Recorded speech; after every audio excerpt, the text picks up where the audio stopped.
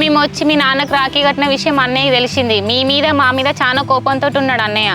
కాదే, మీ అమ్మ వచ్చి మా నాన్నకి రాఖీ కట్టిన విషయం మీ అన్నకి ఎట్లా తెలిసిందే?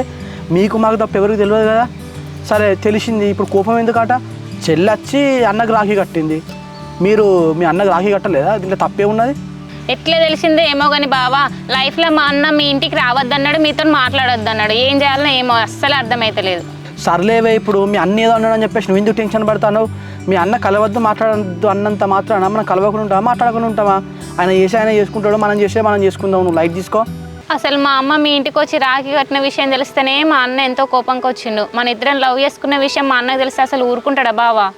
అట్లా కాదే, నువ్వు ఇట్లా భయపడేదానివి అయితే మీ అన్న ఉన్న మీ అమ్మకి ఇంట్లో సంబంధాలు చూస్తారు కదా, సపరేట్గా వాళ్ళు చూసిన వాళ్ళని చేసుకో. ఇంత భయపడేదాన్ని నన్ను ఎందుకు లవ్ చేసినావు? నాకు అర్థం కాదు. ఏంది బావా ఇట్లా మాట్లాడుతున్నావు? మా అమ్మను మా అన్న చూసిన సంబంధాలు చేసుకునేదాన్ని అయితే నేను ఇంత దూరం ఎందుకు